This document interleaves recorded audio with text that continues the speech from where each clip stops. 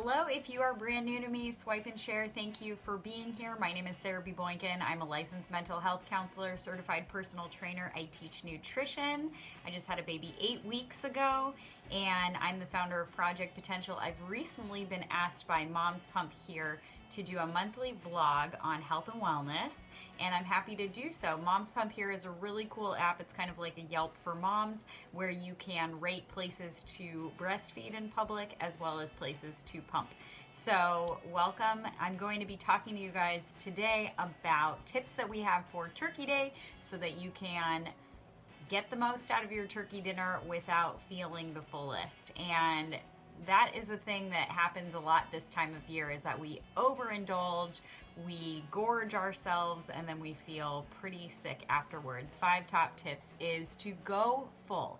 So when you're going to Thanksgiving dinner, whether it's at your home, whether it's somewhere that you are going, go having already eaten that day. And one common misconception is that we should do like fasted cardio, but with eating, in terms of not having anything prior to that meal. But the way our metabolism works is that when our metabolism's the fastest, it's used to eating every few hours. So rather than withholding food all day because you're going to gorge that evening and you think that that's all the calories, if you're able to have 2 solid meals, maybe snacks in between throughout the day, when you go to Thanksgiving, you'll be less likely to be hangry.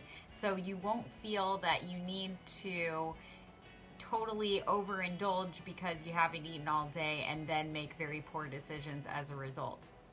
The second thing is be curious. So the reason I say be curious is if you are not the one who is preparing your dinner, if you're going somewhere and something looks tasty but you're not sure if it's something you would normally eat. So for example, something that is heavily cooked in butter and you're trying to watch your figure, you can ask the host, tell me about what's in these potatoes that you prepared, or whatever the case may be.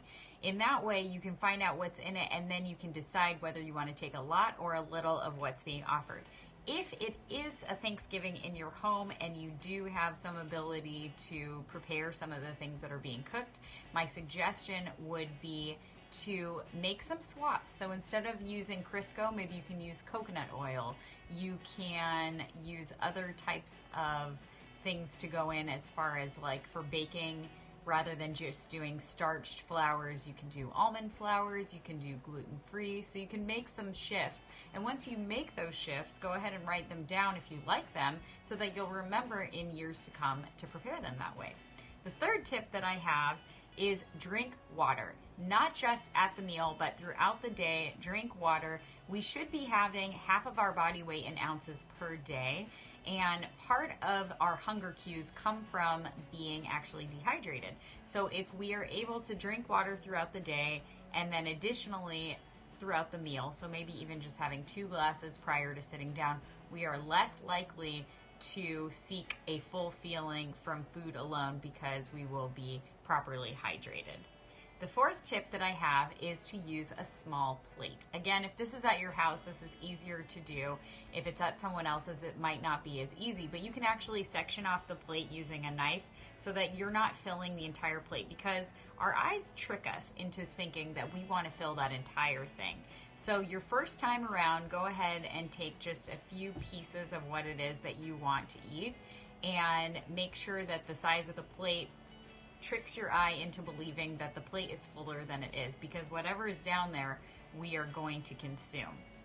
And then the 5th thing would be, when you go for seconds, make sure that it's after you've had 1 to 5 bites of first. So if you're being polite and you want to engage in trying everything that's there, go ahead and just take small portions to begin, so that when you go back for seconds, you can do repeats of the things that you really enjoyed. And by the time you go back for seconds, you're less likely to overindulge on those things that may have more of, let's say, a butter content, because you're already going to be full from your first time around. So eat slowly as well. It does take 20 minutes for the brain to tell the stomach that you are full. You can take walks in between that first and second course if it's possible.